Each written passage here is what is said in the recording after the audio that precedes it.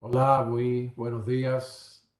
¿Cómo están ustedes? Qué bueno estar de nuevo con cada uno de ustedes después de un par de semanas donde fuimos de verdad bendecidos por el viaje misionero a Nicaragua, donde tuvimos una semana del 22 al 29 de junio conociendo el país. De verdad me quedé maravillado de los paisajes tan bonitos, pero más importante para mí fue conocer los hermanos, el pastor Francisco, su esposa Jennifer. Francisco sirve como el representante nuestro en Managua, en toda Nicaragua en sí. Y está haciendo un tremendo trabajo junto con su esposa Jennifer. Y damos gracias, Señor, por su vida. Fue un gran gozo conocer muchos de los estudiantes, pastores allí en Nicaragua y también poder entonces promover el ministerio nuestro. Así que de verdad fue de gran bendición. Gracias por todos los que oraron por nosotros. De verdad que nuestro ministerio, tanto en Brasil como en muchos otros países de habla español, está creciendo. Estamos entre 450 500 estudiantes y el Señor continúa añadiendo a nuestro ministerio. Así que muchas gracias a todos ustedes por orar por nosotros y por su apoyo y lo demás. Así que en esta mañana continuamos nuestro estudio del volumen número 6 y estamos ahora en la semana 6. Las páginas que les toca leer son las páginas del 59 al 71. Y ya este próximo lunes 11 de julio tendremos nuestra próxima clase en vivo a las 7 de la noche. Y después la semana del 18 de julio será una semana, una clase pregrabada. Y ya después tendrán 2 semanas de descanso. Estaremos en Ecuador y entonces vamos entonces a comenzar el estudio del volumen 1, Métodos de Estudio Bíblico y de Interpretación, con una clase pregrabada la semana del 8 de agosto. Yo espero que ya tengan sus libros de estudio para el volumen número 1. Si no lo tienen, me lo pueden dejar saber llamándome o mandándome un mensaje a través de WhatsApp para ver cómo podemos hacer llegar a ustedes este volumen. Así que estamos todos contentos por el progreso de cada uno de ustedes, de los pastores, de las iglesias y lo demás. Antes de comenzar, hablando un poco de cómo poder recibir el máximo beneficio, no solamente el volumen 6 sino ahora ya entrar al volumen 1, cómo puede entonces recibir el máximo beneficio de su estudio. Vamos entonces a orar y encomendar esta hora al Señor. Padre, reconocemos que todo lo que hemos logrado, todo lo que hemos podido alcanzar, Señor, en este ministerio, en este seminario, es por tu gracia y tu misericordia y tu bondad. Tú nos sigues favoreciendo. Gracias por cada pastor, líder que nos está escuchando en esta hora. Te pido que tú les bendigas ricamente en sus estudios, en sus ministerios y en sus relaciones con su familia, con sus hijos. Señor, sigue bendiciendo tu iglesia universal. Señor, a la medida que pasan los días, nos damos cuenta, Señor, de los problemas globales que estamos confrontando y confronta la humanidad. Pero, Padre mío, la iglesia tiene la palabra, el mensaje de paz y de seguridad y de esperanza, que es el Evangelio de nuestro Señor Jesucristo. Padre mío, sigue obrando en nosotros. Estamos estudiando acerca del discipulado, la vida personal, espiritual. Ayúdanos, Señor, a caminar fielmente contigo cada día. Una vez más, Señor, lo que somos, somos por tu gracia. Lo que llegaremos a ser el día de mañana es por tu gracia. Así que, Padre, confesamos nuestros pecados, nuestra necesidad de ti y pedimos que tú nos bendiga a cada pastor, a cada líder que nos está escuchando, que bendiga sus iglesias y que tú, Señor, traigas el crecimiento a cada iglesia representada. Gracias por el viaje a Nicaragua. Gracias por los hermanos Pastor Francisco y su esposa Jennifer. Gracias por los hermanos que conocimos, los estudiantes, pastores, líderes que están interesados en ser parte de nuestro seminario. Pido, Señor, que tu bendición caiga sobre Nicaragua. no solamente a través de nuestro ministerio, sino las iglesias que fielmente predican tu palabra ahí, en esa nación, y que bendiga, Señor, a todas las instituciones, a todos los seminarios que están capacitando a los líderes, Señor, en tu iglesia. Así que gracias, Padre mío, una vez más por tu amor. Nos entregamos a ti. Pedimos tu bendición, tu guía en esta hora. En tu nombre oramos. Amén. Creo que lo primero que debemos siempre hacer en cualquier estudio, si uno quiere aprender algo nuevo, un estudio nuevo de cualquier tópico, es la consistencia. Tenemos que ser consistentes. Entonces, mi sugerencia es que termine sus lecturas cada semana. No se vayan a atrasar, póngase una meta, por ejemplo, estudiar 30 minutos, una hora cada día, de 7 a 8, de 6:30 a 7. Pero si usted es consistente con un horario, un día fijo, usted no se va a atrasar, va a ponerse siempre al día en términos de las lecturas que tenemos asignadas a ustedes cada semana. Elimine algo en su vida. Usted sabe, alguien dijo que la vida se vive por eliminación, no adición. A veces tenemos tantas cosas por las cuales somos responsables que añadir otro programa de estudio, otra tarea, ¿verdad? Es bien difícil. Entonces a veces tenemos que mirar nuestra vida y decir, ¿qué puedo quitar para entonces darle a cabalidad el tiempo necesario para sacar el provecho de este estudio? Revise lo leído. O sea, yo sé que son tareas y páginas que se le asignan y usted sabe que tiene que tratar de leer todas las tareas o las páginas y todo y no revisa. Es importante que antes que usted continúe la próxima semana, mire hacia atrás y vea lo que estudió, algunos textos bíblicos, a lo mejor refrescar su memoria de lo leído, lo estudiado. Ponga un símbolo asterístico o resalte en amarillo alguna parte a la cual usted quiere regresar para más reflexión o estudio.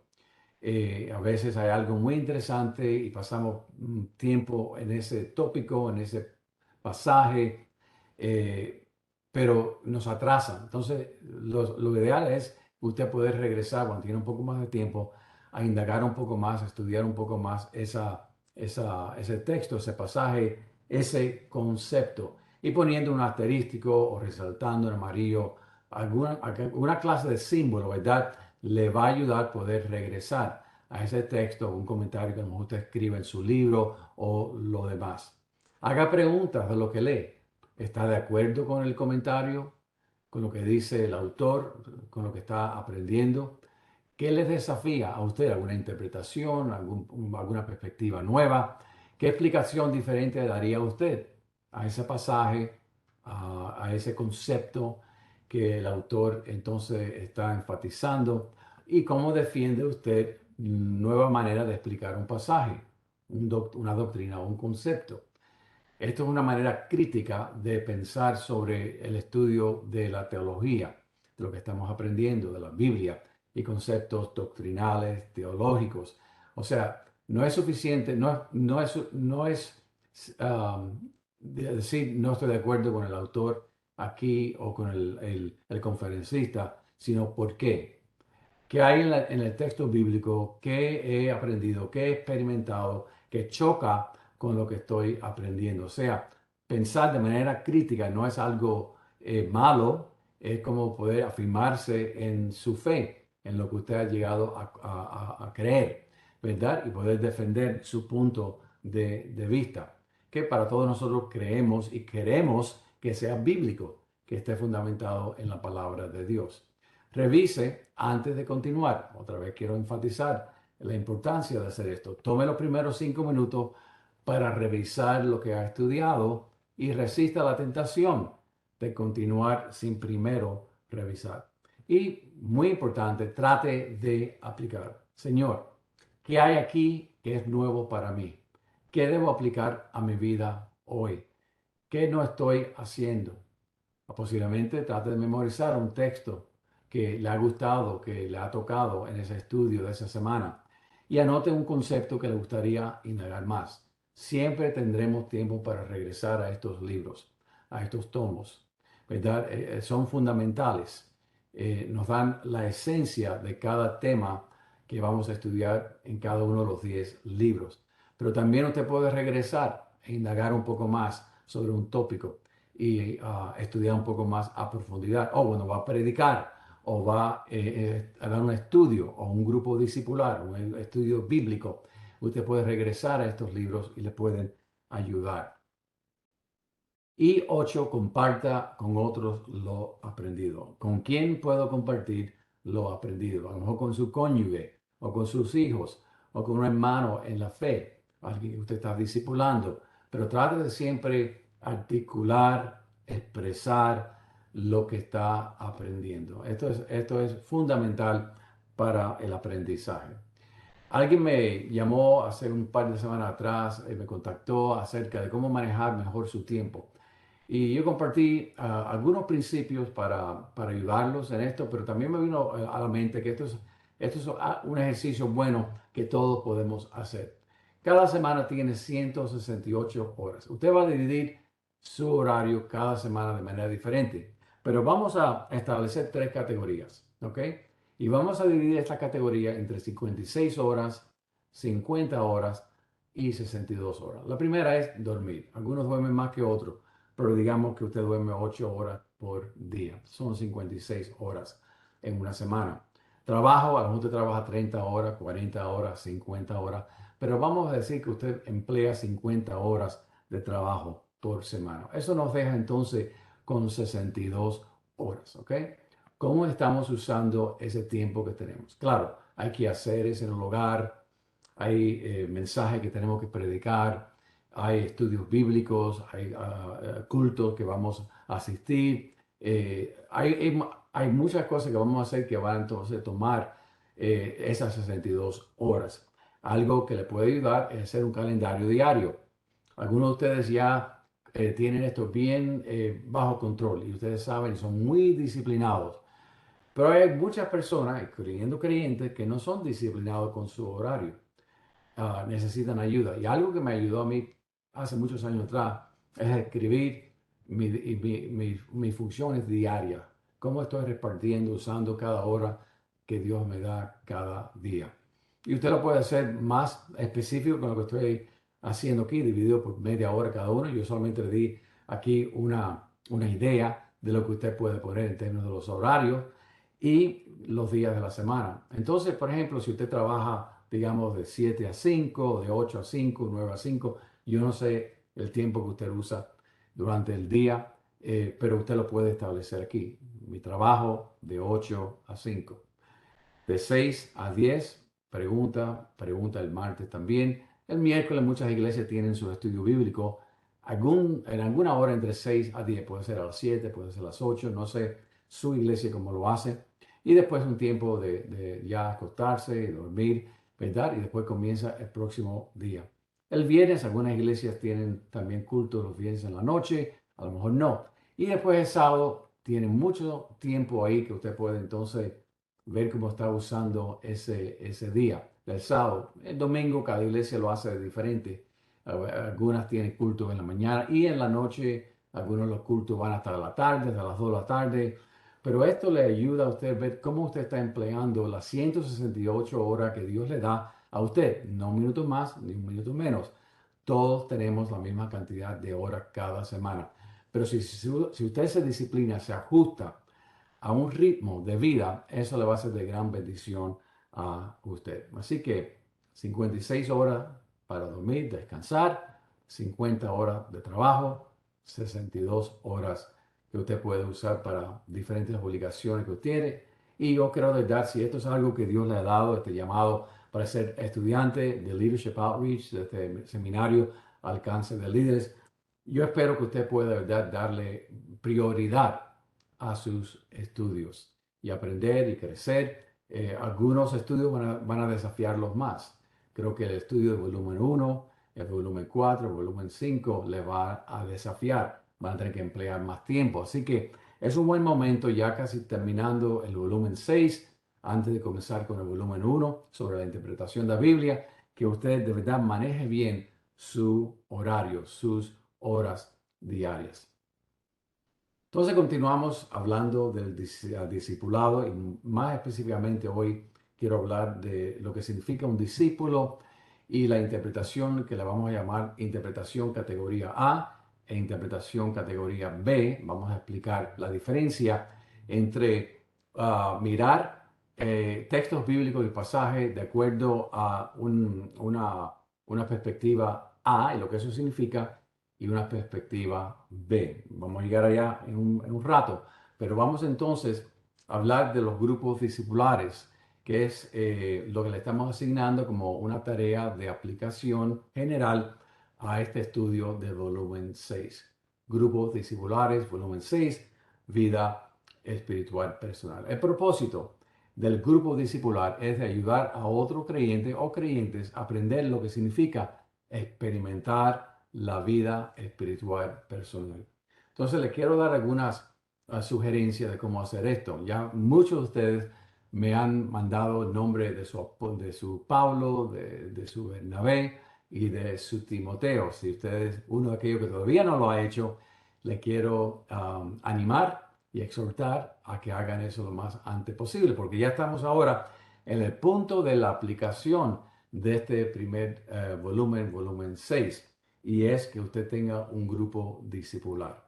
Entonces, el propósito del grupo discipular, de nuevo, es de ayudar a que otros aprendan lo que significa la vida espiritual personal. Claro, cuando decimos personal, es personal, pero también es colectivo, porque nadie crece fuera del impacto que otras personas tengan en su vida. Pero hemos aprendido principios fundamentales de cómo podemos entonces crecer en nuestro caminar con Cristo diario. Pero siempre tener en mente que hay siempre personas, hermanos, que están trayendo influencia o positiva o negativa a nuestras vidas y que todo eso nos ayuda en nuestro caminar diario con Cristo. Usted puede discipular a una o más personas, aunque el grupo debe ser pequeño. Yo diría entre 4 a 7 personas. Y usted dice, oye, si son 3 y si son 10, está bien. Pero cuando llega a ser un poco, ya más de 8, 9, 10, es difícil manejar. Aún Jesús, que tenía los 12 discípulos, tenía un grupo más concreto de 3, ¿verdad? Algunos de los discípulos, y de entre ellos uno de ellos que aparentemente pasó más tiempo con él. Así que es importante para que pueda entonces ministrar a cada uno de los que está en el grupo, que el grupo sea pequeño, de 4 a 7.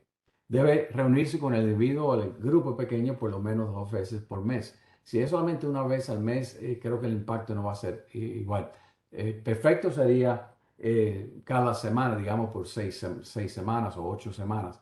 Pero si no lo puede hacer cada semana, yo diría por lo menos cada otra semana tener alguna clase de contacto personal con los hermanos o las hermanas en el grupo, hombre con hombre, mujeres con mujeres, en este grupo discipular. No estamos hablando de un estudio bíblico, estamos hablando de un grupo más íntimo, donde a lo mejor vamos a compartir ciertas situaciones, problemas, dificultades que cada uno estamos pasando, y creo que debe ser entonces hombre con hombres y mujer con mujer. Prepare entre 4 a 6 reuniones o más, sacando material del volumen 6 que le ha ayudado a usted. O sea, repase, regrese al capítulo 1, capítulo 2 y vea qué punto le gustaría a usted enfatizar de este material. Si tiene su iglesia otro material y usted lo quiere usar, está bien, pero me gustaría que incorporen algunos de los principios también que han aprendido aquí del volumen 6. El grupo se puede reunir en cualquier lugar, en una casa, en un parque, en un café, en la iglesia, donde usted desea. La importancia es de que tengan tiempo juntos, cara a cara. Ayude al grupo a entender el significado de ser un discípulo del Señor y del llamado que cada creyente tiene de ayudar a otros a ser seguidores de Jesús. Eso es lo que estamos tratando de lograr. Después de terminar, aunque este grupo puede continuar si usted desea, anime a que cada participante continúe creciendo en el Señor y que también ore para encontrar a alguien que ellos puedan discipular. O sea, la idea es que ellos tomen ahora lo que usted ha invertido en sus vidas y que ellos lo puedan aplicar en un grupo discipular también. El discipulado es por vida, nunca termina aquí en la tierra y aún continuará en la eternidad. Siempre estaremos siguiendo a nuestro Maestro Jesús y aprendiendo de Él. Una de las cosas más importantes que podemos hacer por otros hermanos y hermanas en Cristo es ayudarles a tomar su próximo paso en el Señor. Una recomendación, si usted tiene 4, 5, 6 personas en su grupo, no solamente se reúna con ellos cada 2 semanas o si es semanalmente, también debe de entonces buscar tiempo para reunirse de manera privada de vez en cuando con cada participante, ¿verdad? Porque habrán cosas que a lo mejor ese joven, ese señor, esa hermana va a querer compartir con usted de manera privada. Y solamente, si usted solamente le da el tiempo para las reuniones semanales al grupo o cada 2 semanas, no va a tener el mismo efecto. Así que mi recomendación es que de vez en cuando, no semanalmente, pero a lo mejor una vez al mes o cuando usted crea, tenga tiempo a solas con cada una de esas personas que usted está discipulando. Esto se lo puse en inglés abajo, pero está en español, el primer párrafo. Dallas Willard, que ha escrito tanto sobre, y yo he aprendido mucho de él, sobre la formación espiritual, ha escrito lo siguiente: la formación espiritual o spiritual formation es el proceso, muy clave, es un proceso, no es algo que se hace de inmediato, es un proceso que tomará toda su vida. Es un proceso a través del cual aquellos que aman y confían en Jesucristo efectivamente van a asumir su carácter. O sea, algo que vamos a notar en la persona que ama a Jesús, confía en Jesús, que es un discípulo de Jesús, es que algo va a pasar en su carácter. Van a comenzar a asumir e imitar el carácter de Jesús. Cuando este proceso es lo que debería ser, viven cada vez más su vida como lo haría si estuviera en su lugar, como si Jesús estuviera en su lugar. Su conformidad externa con su ejemplo y sus instrucciones se eleva hacia la plenitud a medida que sus fuentes internas de acción adquieren el mismo carácter suyo. O sea, lo que está pasando dentro de usted, esa transformación interna, se va a manifestar en cómo usted vive su vida pública. Va a tener un impacto grande porque es Jesús el que está viviendo su vida a través de su vida, como dice Gálatas 2:20. Avery Willis, otro escritor, escribió lo siguiente, está en español y en inglés. El discipulado es el proceso de ayudar a otros a desarrollar relaciones personales de por vida y obedientes con Cristo en las que Él transforma su carácter en semejanza a Él, cambia sus valores y los involucra en su misión. O sea, hay transformación de carácter, los valores suyos. Los valores del mundo son diferentes a los valores del reino. Y cuando usted está siendo transformado por el Señor, por su Espíritu, usted comienza entonces a funcionar bajo la autoridad de un reino. Y ese rey, quien es Dios, ¿verdad? Y entonces sus valores cambian, su carácter cambia y la manera que usted ve la vida, el propósito de la vida, cómo usted quiere vivir su vida, va a cambiar también. Va a haber una misión bíblica con una cosmovisión bíblica, ¿verdad? Que está siendo entonces dictada por el maestro, por el rabí Jesús. Entonces, si usted es un pastor o anciano, quiero saber cómo usted está entrenando a un grupo de hermanos en su iglesia, de hombres, qué material está usando, la manera que usted está discipulando para preparar un grupo de líderes en su iglesia. Muchos de ustedes están usando este seminario como ese medio para equipar a hombres y mujeres en su iglesia. Pero si tiene algo específico que usted hace, me gustaría yo aprender de usted cómo está invirtiendo en hombres y en mujeres en su iglesia, cómo le está ayudando a ellos crecer y ser discipulados.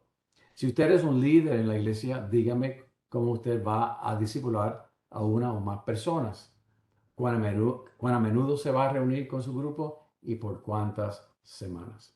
Esta información me lo debe enviar antes del lunes 18 de julio. O sea, le estamos dando 2 semanas para que todos ustedes me digan cómo están discipulando, cómo están aplicando lo que están aprendiendo en un grupo discipular, ¿ok? O si no lo han empezado todavía, que me diga, bueno, ya para principio de agosto voy a empezar mi grupo. Y ese grupo consiste de 4 personas, o de 8 personas, o de 3 personas, ¿verdad? Y nos vamos a reunir semanalmente por 6 semanas, o 8 semanas, o como usted quiera. quiero que usted comience a pensar cómo aplicar, porque miren, muchas veces en los estudios que hacemos, tanto en un seminario tradicional como otras instituciones de aprendizaje, aprendemos, acumulamos datos, materiales, libros, todo eso, pero en sí no aplicamos lo que estamos aprendiendo, simplemente hemos tomado una clase, hemos escuchado a un conferencista, pero yo quiero que usted haga de este estudio, volumen 6, algo muy personal y que usted tome ahora lo que Dios le está... Y no piense que tiene que esperar ser perfecto, manejar todos estos principios, conceptos y seguir lo que está aprendiendo a cabalidad. Nadie ha llegado, porque el ejemplo por excelencia es nuestro Señor Jesucristo. Esa es la meta, ser como Jesús. Y cuando nos medimos a la medida de Jesús, por supuesto que va a haber mucho terreno que debemos de caminar todavía. Así que no estamos buscando perfección. Y es más, algo lindo es cuando usted abre su corazón y comparte con los estudiantes. Yo estoy aplicando esto, estoy aprendiendo a aplicar esto. Esto no lo hago todavía a perfección, ¿verdad? El Señor me está ayudando. Y esa manera de abrirse usted su corazón y de comunicar de corazón a corazón, wow, es poderoso para aquello que usted está discipulando. Entonces, el discipulado, en esta mañana que queremos estudiar un poco este concepto de lo que significa seguir a Jesús en relación a ser un discípulo, está basado en la página 53 y después creo que hay unas páginas más. Pero comenzando en la página 53 de su libro en español, página 54 en inglés. Vamos a hablar de esto. Algunos de los conceptos están tomados del libro. Otros quiero simplemente ofrecerle alguna perspectiva personal que tengo, que he aprendido a través de los años también sobre el discipulado. Y esto de nuevo cubre las páginas de español de 53 al 58. Hay mucho más material que el autor da que yo no voy a cubrir. Voy a dar otros ejemplos y hablar un poco más de otras perspectivas tocante el discipulado, pero que no se encuentran en el libro. Lo primero que vamos a definir la palabra discípulo. Es una palabra que aparece más de 260 veces en el Nuevo Testamento. La mayoría del uso de la palabra mathitis en el griego, que viene de mathano, que significa aprender, se encuentra en los evangelios. También hay algunos usos de la palabra en el libro de los Hechos y después desaparece en las epístolas. Y yo creo que la idea ahí es que los autores de las epístolas del Nuevo Testamento están enfatizando la relación, cómo se expresa lo que es un discípulo en términos de relaciones interpersonales con otros hermanos en la fe, hermanos y hermanas en la iglesia. Pero la concentración de la palabra mathitis en el griego se encuentran la mayoría en los 4 evangelios y también unas cuantas docenas de veces aparece también en el libro de los Hechos. Creo que aparece en total 261 veces en el griego del Nuevo Testamento. Dice un punto de referencia muy importante en el estudio del griego que mathitis siempre implica la existencia de un apego o de una relación muy estrecha, en inglés a personal attachment, personal que da forma a toda la vida del descrito como mathitis. O sea, eh, hay una relación muy personal que el discípulo tiene con la persona que le está discipulando, que afecta entonces la vida en su totalidad de esa persona descrita como un discípulo y que es en su particularidad no deja lugar a dudas sobre quién está deploying el poder formativo. O sea, el discípulo está siendo influenciado por la persona con la cual o a la cual se ha pegado o se ha conectado ese seguidor. ¿Ok? Esa es la idea de la palabra. Un estudiante, un seguidor, un aprendiz. Esa es la idea. Un discípulo era un adherente a un maestro particular de una escuela religiosa o filosófica. Y se usaba muy a menudo el sistema de preguntas y respuestas, memorización, discusión, diálogo, interpretación y también entonces imitación de la persona que usted está siguiendo, que es la persona que le está discipulando. Dice el Diccionario Bíblico Ilustrado de Holman que la tarea del discípulo era aprender, estudiar y transmitir los dichos y las enseñanzas del maestro. Y eso es lo que usted y yo hemos decidido ser. No solamente creer en el Señor Jesucristo, pero ser discípulo del Señor. Nuestro rabí es Jesús, es el maestro. Our rabbi is the Lord Jesus Christ. Y queremos sentarnos a los pies del maestro, aprender de él, estudiar todo lo que él nos ha revelado en las Escrituras.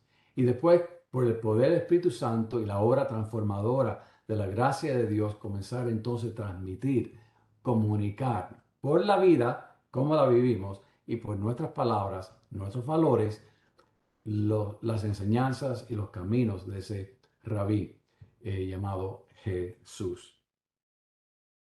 Juan 8:31 dijo entonces Jesús a los judíos que habían creído en él: si vosotros permanecéis en mi palabra, seréis verdaderamente mis discípulos. O sea, para ser verdaderamente un discípulo del Señor, no solamente alguien que ha creído en Jesús, pero ser un seguidor, un aprendiz, un estudiante de Jesús, tenemos que permanecer en la palabra, en lo que Él nos ha revelado, en sus dichos, en sus verdades, ¿verdad? Que ha comunicado a nosotros. Hechos 11, 25, 26 habla de cuando los creyentes fueron conocidos como cristianos. Después fue Bernabé a Tarso para buscar a Saulo y hallándole le trajo a Antioquía y se congregaron allí todo un año con la iglesia. ¿Y qué hacían? Aprendían, estaban siendo enseñados. ¿Verdad? Dice que ellos enseñaron a mucha gente y a los discípulos se les llamó que cristianos por primera vez en Antioquía. Dice el autor ahí en su libro, en el libro volumen 1, que un discípulo es un aprendiz consagrado que se ha entregado a sí mismo a Cristo en una relación ininterrumpida como estudiante y siervo a Cristo, quien es su amo y maestro. Entonces vamos a mirar este concepto de que un discípulo nace, pero también se hace, ¿ok? Tiene que haber un nacimiento, ¿verdad? De ese discípulo. ¿Cómo es? ¿Dónde es que nace el discípulo? ¿Y cómo es que se hace? ¿Y cuáles son las características? Primero, para ser un discípulo, no puedes ser un discípulo antes que tú llegues primero a la primera base. ¿Ok? La primera base es creer. Creer en el Señor Jesucristo, como dice Juan 1:12.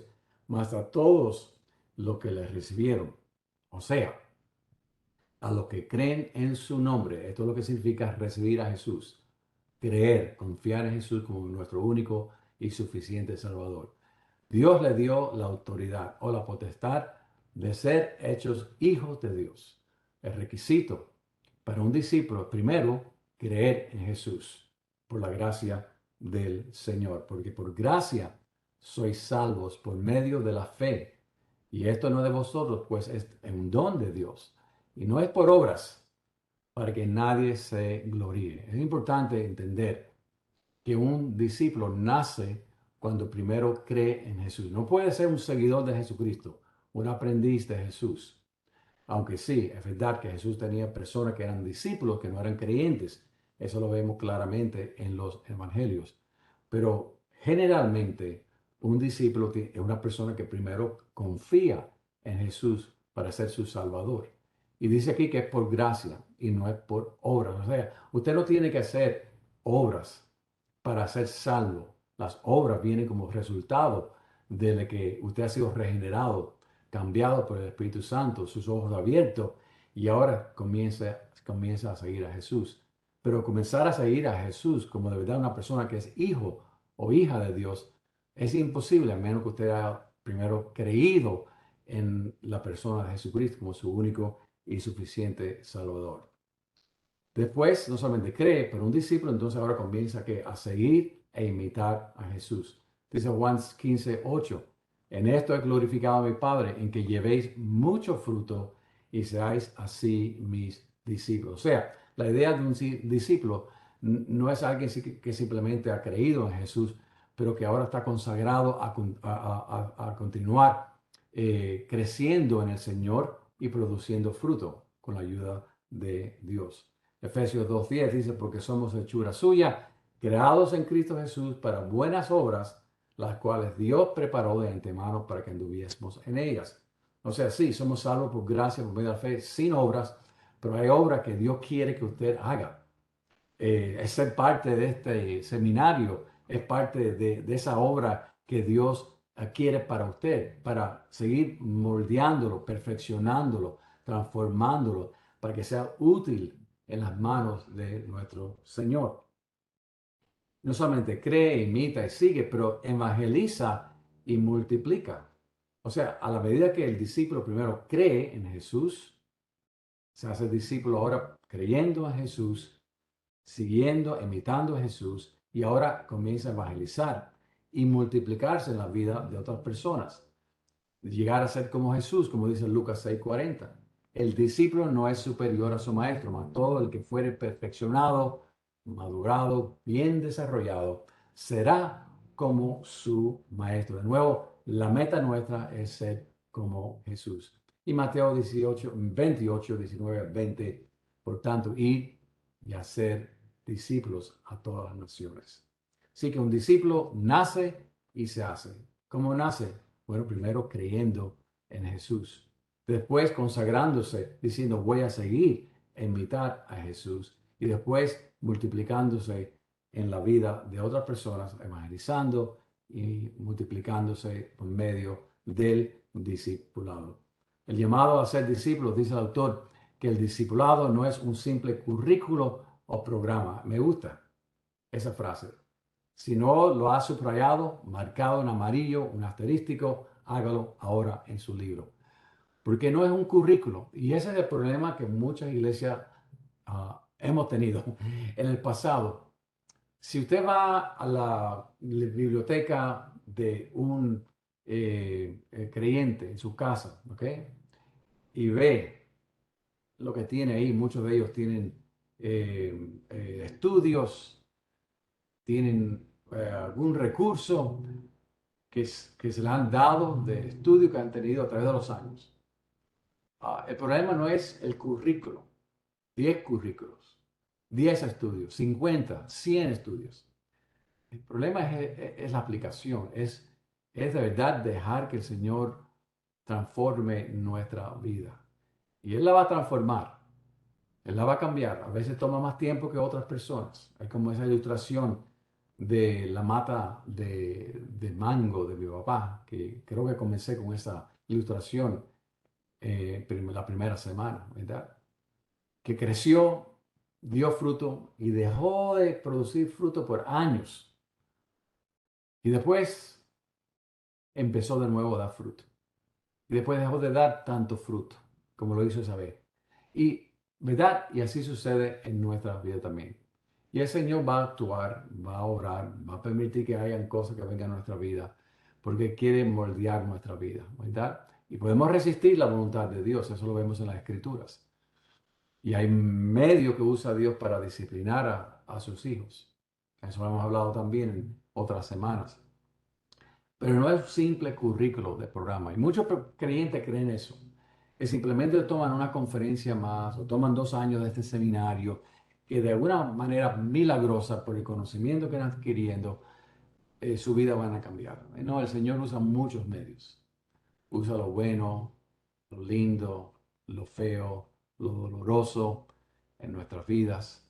Todas esas cosas para moldearnos, para transformarnos, para llevarnos a un punto de sometimiento a Él y de querer seguir al Señor como Señor de nuestras vidas. Que el discipulado no es un simple currículo o programa. El currículo es importante. Estos 2 años de seminario son muy importantes, sino una continua relación de crecimiento espiritual, aprendizaje, estímulo, edificación y entrenamiento. Que los verdaderos discípulos de Cristo están obligados a convertirse en discipuladores, reproductores espirituales. Filipenses 4:9, Pablo escribe a esta amada iglesia: lo que aprendisteis y recibisteis y oísteis y visteis en mí, esto haced. Ese es el discipulado. Esa es una tremenda definición de lo que es el discipulado. Y el Dios de paz estará con vosotros. Fíjense que le acababa de decir, si tienen problemas, vayan al Señor en oración. La paz de Dios, ¿verdad? Va a invadir tu corazón, guardar tu mente, tu corazón, todo. Pero después lo asocia con imitando las cosas que estás aprendiendo de Pablo, ¿verdad? Lo que aprendiste de mí, recibiste, oíste, ¿ves? O sea, está concentrado todo en las relaciones con el Señor que tenemos, la relación con el Señor y la relación con otras personas, el impacto de lo que esas personas están enseñando en mi vida, que van transformando mi vida. Y ahí tiene ahí en su libro también la idea de la reproducción. Qué lindo, qué tremendo, qué alegría yo tendría saber de que cada uno de ustedes ahora se van a multiplicar porque van a tomar a una o más personas. Y sean 4 semanas o 6 semanas o 8 semanas o 3 meses, ustedes van a invertir tiempo. Yo sé que esto toma el tiempo de un schedule bien ocupado que ustedes tienen. Yo sé. Yo sé que sea aquí en los Estados Unidos o sea en otros países, todos tenemos que hacer es obligaciones y ahora encontrar o hacer tiempo para pasar semanalmente o cada 2 semanas con un grupo, 1 hora o 2 horas en esa reunión, prepararme para esa reunión, orar por cada uno de ellos, conocer los problemas, invertir tiempo, interesarme en la vida de estas personas. Pero ese es el llamado, mis hermanos. Ese es el llamado que Dios nos ha hecho todo. Y como una criatura que nace y después se le cuida y esa criatura comienza a crecer, ¿verdad?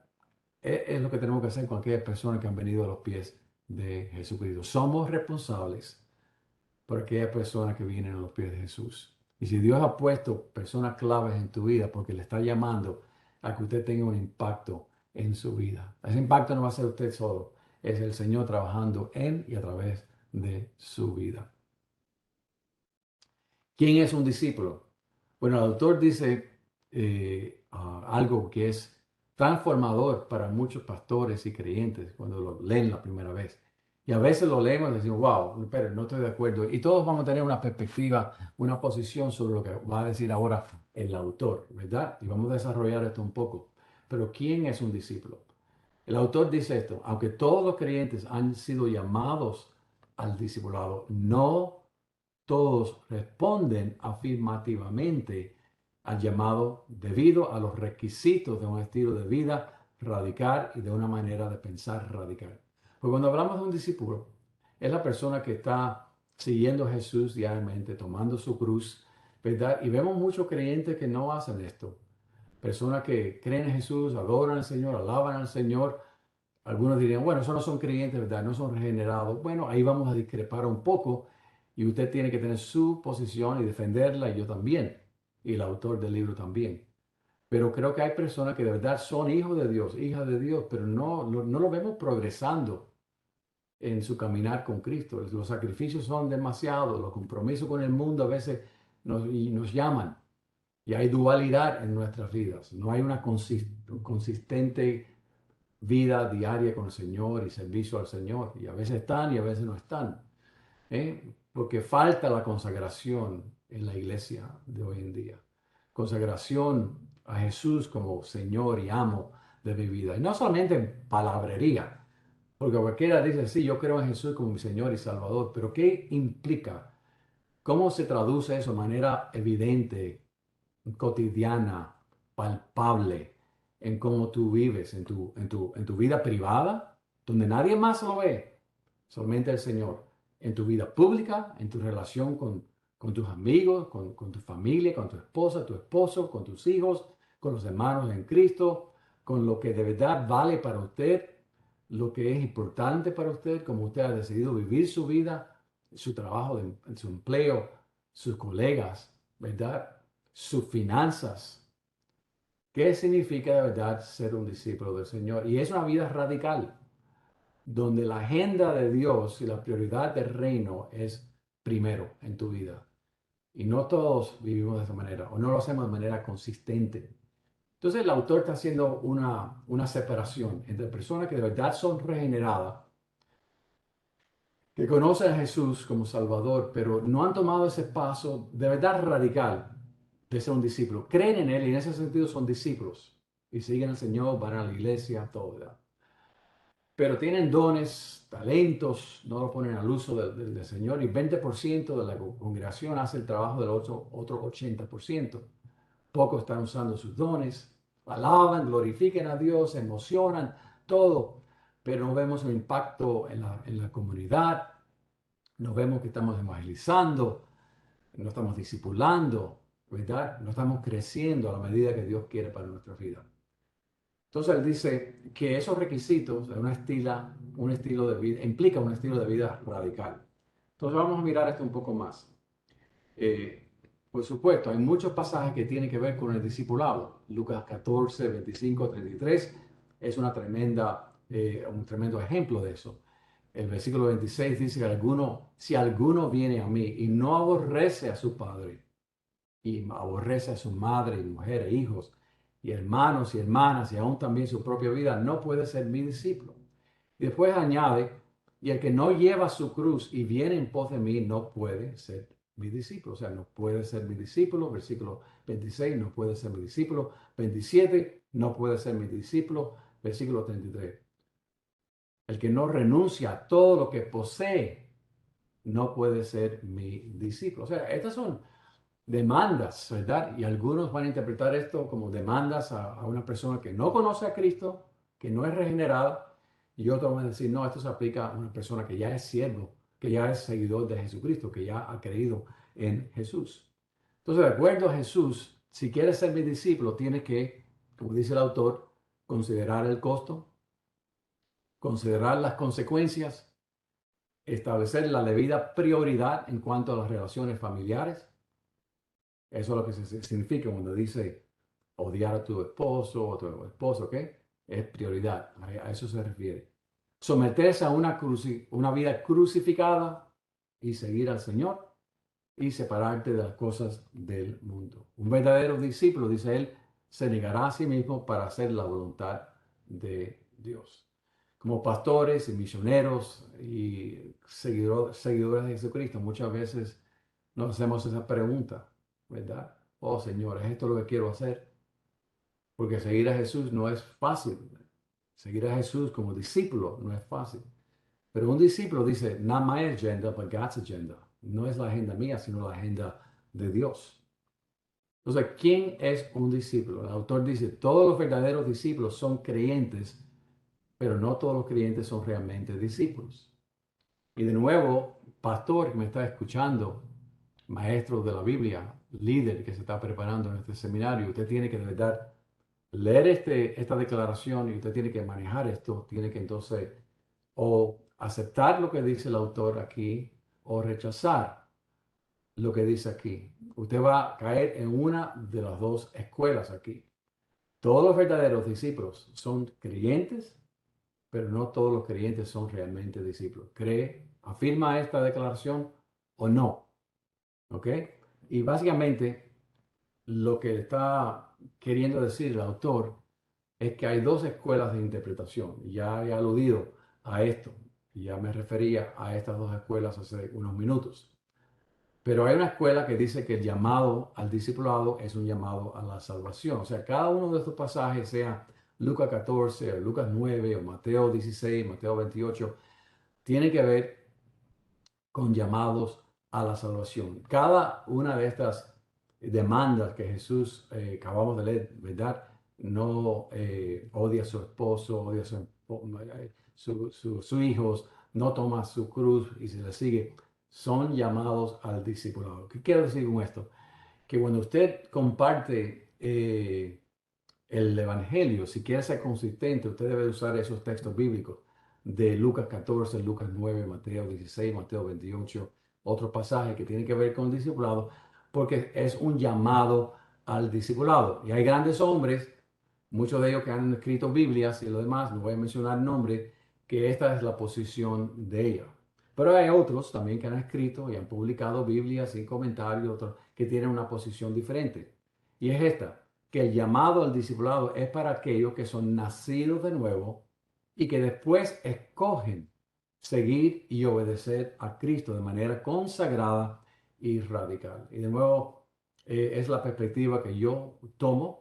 Aquí es la segunda posición Y usted como pastor y como estudioso de la palabra de Dios tiene que entonces manejar esos textos bíblicos e interpretarlos. Son llamados a la persona no regenerada, no salva, o son llamados a personas que ya conocen al Señor, han confiado en Él, han sido regenerados y ahora tienen una decisión muy importante delante del Señor. Y que es de continuar simplemente como un mero creyente o de verdad vivir una vida consagrada al Señor. Entonces, algo que a veces nos puede ayudar es entender de que los pasajes en la Biblia sobre la salvación y el discipulado no son iguales. Hay algunos pasajes que tienen que ver con la salvación o la justificación, cómo somos justificados, cómo somos declarados ya no culpables delante de Dios y adoptados hijos de Dios, y que hay pasajes que son requisitos para el discipulado. Y para mí me ha ayudado algo que yo aprendí hace muchos años atrás, que es hacer una distinción entre pasajes que están hablando a la salvación o la justificación y pasajes que tienen que ver con la consagración, el discipulado y seguir a Jesucristo como Señor de la vida. Y esto le vamos a llamar entonces pasajes A y pasajes B. El pasaje bíblico A o pasaje bíblico que tiene que ver con la A, categoría A, sería entonces pasaje que tiene que ver con la salvación o la justificación. O sea, llamar al pecador a conocer a Jesús como Salvador. Y entonces hay pasajes B que tienen que ver con la santificación o los galardones, ¿ok? Usted sabe que la palabra sotería, que es la palabra el sustantivo en griego para salvación, a veces tiene que ver, dependiendo del pasaje, con salvación, justificación. Algunos tienen que ver con salvación, santificación. Y otros pasajes que usan la misma palabra griega tienen que ver con salvación, glorificación. Y el llamado usted, y para mí como intérprete de la Biblia, es saber determinar qué categoría de la salvación de Dios se aplica. La manera que fuimos ya salvos, justificación, o sea, estamos bien con Dios por medio de la fe. La salvación presente, la santificación, como Dios quiere salvarme hoy del poder del pecado, o la salvación futura, glorificación, salvación de la presencia del pecado. Y si no hacemos esta diferencia, nos va a traer muchos problemas en la interpretación de la Biblia. O sea, el pasaje bíblico que estamos estudiando o se refiere a categoría A, salvación, justificación, o se refiere a categoría B, santificación, galardones. Por ejemplo, Ezequiel 18:4, vea también los versículos del 1 al 9 para entender un poco más el contexto. Pero aquí dice Ezequiel, hablando, dice, he aquí que todas las almas son mías, como el alma del Padre, así el alma del Hijo es mía, el alma que pecare, esa morirá. Cuando usted ve este pasaje y lo lee en su contexto, usted tiene que decidir, ¿se refiere a interpretación categoría A o se refiere a un pasaje que tiene que ver con la categoría B? ¿Le está hablando Ezequiel a personas que no conocen al Señor o está hablándole a su pueblo? Muchos de ellos que conocían al Señor. Y cuando el alma que pecare esa morirá, ¿qué significa morir? Se está refiriendo aquí morir eternamente y eso es lo que viene primero a nuestra mente, que cada vez que la Biblia habla de morir, se está hablando de una separación de Dios por la eternidad, en lugar de consecuencia por malas decisiones que he tomado como creyente y seguidor de Dios que van a causar la muerte mía física. ¿Ok? Entonces, la pregunta que yo haría, ¿verdad? Como estudioso de la palabra de Dios, cuando veo un pasaje como este es, ¿a quiénes les está hablando Ezequiel? ¿Es un mensaje evangelístico a los no salvos o les está hablando a los creyentes del pueblo de Israel? ¿Ah? ¿A qué grupo le está hablando? Porque si van un poco más allá en Ezequiel 18:24, fíjense lo que leen aquí. Mas si el justo, o sea, la persona que conoce a Dios, que yo creo que en el contexto está dando una respuesta a qué grupo le está hablando en ese primer pasaje que miramos. Mas si el justo, ya la persona que conoce a Dios, se apartare, fíjense, un justo que conoce a Dios en el pueblo de Israel, se apartare de su justicia y cometiere maldad, o sea, comienza a vivir una vida que no glorifica a Dios, e hiciere conforme a todas las abominaciones que el impío hizo, vivirá él. No se está refiriendo a vivir eternamente, está hablando de la consecuencia que vino en el exilio al pueblo de Dios, tanto a Israel como a Judá, por años de rebeldía y de idolatría hacia Jehová. Dice, hiciere conforme a todas las abominaciones que el impío hizo, vivirá él. Ninguna de las justicias que hizo le serán tenidas en cuenta. Por su rebelión con que prevaricó y por el pecado que cometió, por ello que dice, morirá. O sea, habrán consecuencias temporales, cotidianas a tu vida. Si como creyente, siendo justo delante del Señor, tú le viras la espalda al Señor y comienzas a vivir como una persona inicua, una persona que no conoce al Señor, vendrán consecuencias a tu vida. Algo va a morir en tu vida. Planes van a morir, sueños van a morir. Tu efectividad en las manos del Señor va a morir. No, no va a ser útil en las manos del Señor. Y como consecuencia final, Dios pudiera ser aún tomar tu vida como una disciplina última en la vida de su Hijo. Miremos otro pasaje, Juan 15:4. Permanecer en mí y yo en vosotros, como el pámpano no puede llevar fruto por sí mismo si no permanece en la vid, así tampoco vosotros si no permanecéis en mí. ¿A quién le está hablando? No le está hablando a Judá, porque ya Judá se había retirado, fue a entregar al Señor. Le está hablando a aquellos que son limpios, como vemos ahí en el capítulo 13 y 14 de Juan. En el contexto le está hablando a los discípulos que sí han creído en el Señor, habían sido regenerados, son creyentes, y le está diciendo, si no permanece en la vid, ustedes, Pedro, Juan, Santiago, si no permanecen en la vid, así tampoco vosotros no van a permanecer en mí. Entonces, preguntas, ¿a qué categoría pertenece este versículo? ¿Categoría A o categoría B? Y algo que nos puede ayudar es que la palabra permanecer no es igual como creer. Si usted trata de interpretar la palabra permanecer como sinónimo de creer, va a llegar a una mala interpretación de este pasaje. Permanecer significa seguir o adherirse.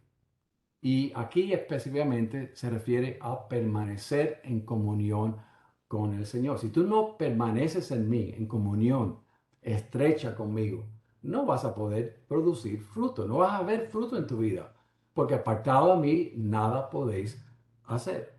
Así que pasajes A tiene que ver con salvación, dirigidos a los no salvos. Pasajes B tiene que ver discipulado, dirigido a los convertidos. Vamos a mirar el contraste. Pasajes A o la salvación, la única condición es creer en Cristo como Salvador. No hay otros requisitos. Y ya en la doctrina vamos a hablar del arrepentimiento y cómo se relaciona a la salvación. Todo eso lo vamos a hablar. Pero el único requisito que encontramos tanto en los evangelios como en Hechos, como en las epístolas, es creer en el Señor Jesucristo y serás salvo tú y tu casa. Hechos 16:31. Así que la única condición es creer en Cristo como Salvador. Ahora, pasaje que tiene que ver con discipulado. Existen muchas condiciones para la consagración a Cristo como Señor. Se le exige ciertos requisitos. En la salvación no hay nada que se te va a exigir a ti.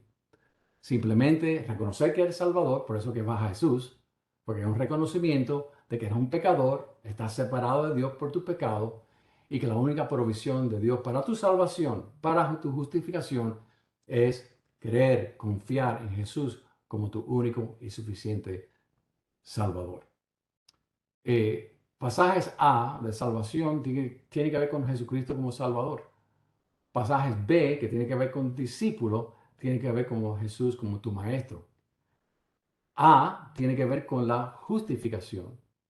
Pasaje B tiene que ver con santificación, o sea, cómo ahora puedes desarrollar esa nueva relación que tú tienes con Jesús. pasajes sobre la salvación, de la manera que yo veo y he aprendido a través de los años, es que es por gracia, es completamente gratis. Pero seguir a Jesús como discípulo te va a costar. Hay un costo bien grande para tu vida. Categoría A, salvación, es un evento instantáneo. En el momento que crees en Jesús, eres regenerado y eres justificado. Pero pasaje B, discipulado, es un proceso que va a durar toda tu vida hasta que el Señor te lleve a su presencia. Entonces entendemos un poco mejor, entonces, basado en este trasfondo que le he dado, este contexto, que cuando Lucas 9:23 dice, y decía a todos, si alguno quiere venir en pos de mí, niéguese a sí mismo, tome su cruz cada día y sigue. ¿Por qué? Porque miren, igual que un padre dice, no, lo que yo quiero más para mi hijo es que conozca a Cristo. Estoy orando que mi hijo conozca a Cristo. Si esa es su meta en sus oraciones, usted no está orando correctamente. Porque mi deseo es que ya mis hijas conozcan al Señor, pero ahora estoy orando por mi nieta y mis dos nietos que sean fieles seguidores de Jesucristo. No es simplemente que yo quiero que escapen el infierno y se vayan al cielo, que al cerrar sus ojos lo van a abrir en la presencia de Dios. Yo quiero que ellos puedan gozar lo que significa ser un creyente, un fiel seguidor de Jesucristo aquí en la tierra. Lo grandioso de conocer al Señor y caminar con Él y desarrollar una relación íntima con el Señor, ser usado por el Señor, tener un impacto en esta generación para la gloria de Dios. Eso es lo que yo quiero para mis hijos, para mis nietos. No simplemente que escapen del infierno, que conozcan al Señor como su Salvador. Amén, sí, pero la oración, sí, de un abuelo y por muchos años que fue por mis hijas, es que conozcan al Señor y le sigan fielmente. Que vayan a la iglesia, que aprendan lo que significa seguir a Jesús, que paguen el precio de honrar y glorificar a Dios con su vida, lo cual a veces será difícil en este lado del cielo. Le costará todo, pero vale la pena. Vale la pena servir al Señor porque Él lo merece todo. Él dio su vida por nosotros. Le costó a Él algo. Le costó su vida, ¿verdad? Y seguir a Jesús como discípulo nos va a costar a usted y a mí. Entonces, algunas observaciones que quiero hacer. El discipulado en sí no es opcional. El creyente que no es un discípulo fiel está en desobediencia. Eso está muy claro porque es la gran comisión. Mateo 28, 19 y 20. El Evangelio, aunque por gracia, no es solamente la entrada al cielo, sino demanda de los creyentes lealtad a Jesús como Salvador y Señor. O sea, cualquier lugar que yo encuentre un discípulo o una persona que dice ser creyente en Jesucristo y no está siguiendo al Señor, yo le voy a hacer algunas preguntas. Los voy a animar a de verdad pensar, primeramente, que son creyentes, ¿verdad? Que han confiado en Cristo, no están confiando en sus obras, que han sido regenerados, nacidos de nuevo, pero los voy a estimular un poco, animar, amonestar, ¿verdad? Porque el Señor lo merece todo. Y ser un discípulo no es algo opcional. Dice, bueno, que yo soy creyente, soy hijo de Dios y voy a la iglesia, alabo al Señor, doy mi diezmo, doy ayuda aquí y allá, pero no, lo que me está pidiendo el Señor, no, no, no, eso no es demasiado, yo no puedo. No, ¿cómo que no puedes? Claro, tú no lo puedes, pero cuando entiendes quién es Dios, la gloria del Señor, lo que le costó al Señor Jesucristo, la salvación, ¿eh? ¿Cómo es que usted no puede? Usted tiene que doblar rodillas delante del Señor y seguir al Señor donde sea que Él le mande y le envíe.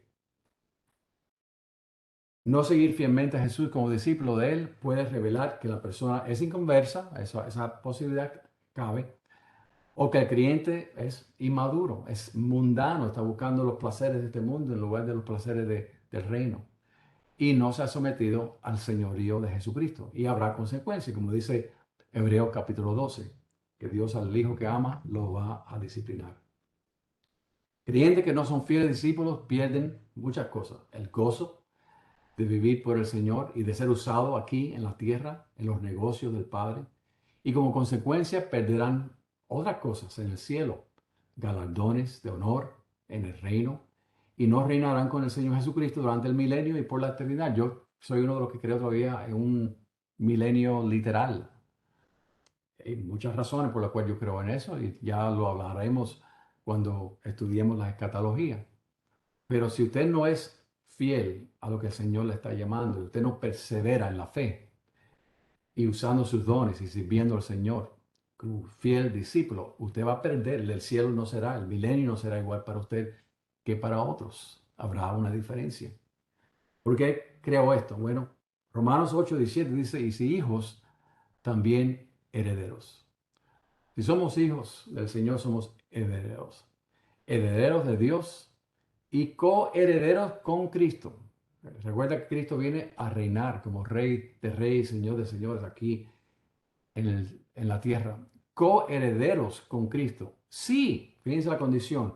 Sí, es que padecemos juntamente con Él, para que juntamente con Él seamos glorificados en el reino, en ese milenio, en ese tiempo de reinado aquí sobre la tierra. Pero todo depende si padeces, si eres discípulo, si sigues la voluntad del Señor sobre todas las cosas y le eres fiel. No estamos hablando de lo que usted tiene que hacer para salvarse. Fíjense que hay una distinción. El problema es que muchas personas ponen esas condiciones para la persona que no conoce al Señor todavía. Y si somos honestos, es casi como si estamos predicando un evangelio por obras, aunque decimos que no lo es. Le echamos muchas condiciones. Aquí estamos hablando de ser útil para el Señor ahora en tu vida. Que Dios te use para su gloria ahora, para tener un impacto aquí en la tierra y después en el futuro, en el reino y en el estado eterno. Apocalipsis 3. Al que venciere y guardare mis obras hasta el fin, yo le daré autoridad sobre qué? Las naciones. Y las regirá con vara de hierro. O sea, va a haber un reinado de nuestro Señor Jesucristo y usted va a ser invitado a compartir ese reinado con el Señor Jesucristo, sirviéndole como Él quiera durante su reinado milenial aquí. Pero todo depende. Pues, si usted no es fiel ahora, en lo poco, ¿cómo es que Dios le va a poner a usted sobre su reinado milenial, sobre los humanos aquí en la tierra durante ese tiempo de 1000 años? Usted tiene que ser fiel ahora. Usted tiene que hacer la voluntad de Dios ahora y perseverar hasta el final. Apocalipsis 22:12. Y aquí que yo vengo pronto y que dice, mi galardón conmigo. ¿Para qué? No para salvar a los que obraron e hicieron, no, no. La salvación es tuya por gracia, no por medio de las obras. Pero aquí yo vengo pronto y mi galardón conmigo para recompensar a cada según su obra, como sirvió al Señor. Así que estamos terminando una observación. Tengamos cuidado con exigir un cambio antes que el incrédulo sea salvo. Con todo respeto digo lo siguiente, cuidado con llamar al no regenerado, al no convertido, al pecador que no tiene la capacidad para obedecer, a hacer una promesa de consagración, de sometimiento, en lugar de extender una salvación por gracia por medio solamente de la fe en Cristo. El discipulado no es la raíz de la regeneración y la conversación o la conversión, sino el fruto de la salvación. Déjame decirlo otra vez. El discipulado no es la raíz de la regeneración, o sea, no conlleva a una regeneración y conversión, sino es el fruto de esa salvación que ahora tienes en el Señor Jesucristo. Ahora que el Espíritu Santo ha venido a morar en ti porque has creído en Cristo y naciste de nuevo, ahora el Espíritu Santo comienza a obrar en ti y te lleva hacia esa vida transformada por la gracia del Señor. Dice Charles Bing en su libro Gracia, Salvación y Discipulado, que se lo recomiendo a aquellos especialmente en los Estados Unidos que tienen acceso a los libros, en otros países quieren tener acceso y es imposible para muchos de ellos, pero si usted tiene acceso a este libro, cómpralo. Gracia, Salvación y Discipulado por Charles Bing. Él dice, los pecadores no salvos necesitan la ayuda de un Salvador. Creyentes salvos necesitan ahora servir al Maestro. Muchas veces le estamos pidiendo y llamando al incrédulo a que sirva al Señor como discípulo, sin primero llamar al Señor para que les ayude, les rescate de sus pecados. ¿Verdad? Así que es una distinción importante.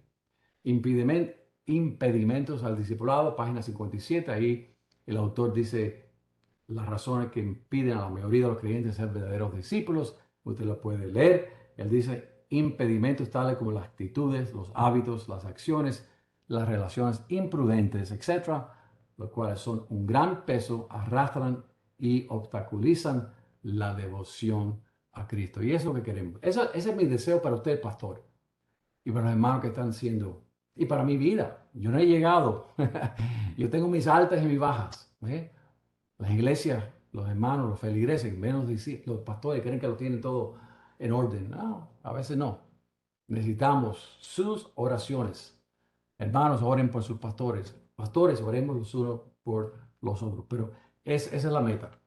Devoción a Cristo. Eso que yo deseo para mi vida y es mi oración para cada uno de ustedes. Ok, muy bien. La próxima clase va a ser este lunes 11 de julio en vivo a las 7. Así que los que no pueden estar, como siempre, grabaremos en vivo y ya el martes le enviaremos la clase. Repaso, lectura para el volumen número 6, vida espiritual personal. Recuerden de comenzar su grupo discipular y de enviarme la información al respecto para el 18 de julio. Y los coordinadores deben repasar todo el volumen 6 de cada estudiante y dejarme saber al final del curso quiénes cumplieron con los requisitos. Esto es muy importante, es una responsabilidad del coordinador. Si hay coordinadores, algunos de ustedes están tomando aislado esto de una iglesia, lo están tomando ustedes solos. Pero si son parte de una sede, de una comunidad donde hay un coordinador, persona responsable por la asistencia, tiene que mirar el libro de cada persona, estar seguro que hicieron su libro y también conferencias semanales, si la vieron o no la vieron, y por lo menos 2 en vivo. Si no cumplieron con estos requisitos, no se le puede dar entonces el crédito por este curso y lo tendría que entonces repetir en 2 años cuando lo demos otra vez. O sea, no se puede graduar. Así que hay requisitos para cada libro y estos son los del libro número 6. El viaje misionero a Ecuador del 31 de julio hasta el 7 de agosto. Así que oren por mí. Mi esposa me acompañará en este viaje misionero. Estaremos en Manabí, en esa provincia. Vamos a estar en Guayaquil, en Riobamba, si así el Señor lo permite. Así que va a ser una semana, yo espero, tan gloriosa como la que fue en Nicaragua. Así que oren por nosotros del 31 de julio hasta el 7 de agosto. Vamos a orar. Gracias, Padre mío, por este tiempo y pido, Señor, que podamos tomar lo aprendido y aplicarlo a nuestras vidas. Señor, sin ti no podemos ser discípulos del Señor Jesucristo. Ayúdanos, Padre mío, para seguir tu palabra, tu guía para nuestras vidas y para honrarte y glorificarte con toda nuestra vida. Bendice a cada pastor y cada líder. Bendice sus iglesias, sus familias. Te lo pedimos todo para la gloria tuya, dándote gracias, Señor, por tu bondad y tu misericordia en nuestras vidas. En tu nombre oramos. Amén. Que Dios la bendiga ricamente y hasta que nos veamos entonces ya la próxima vez. Bendiciones.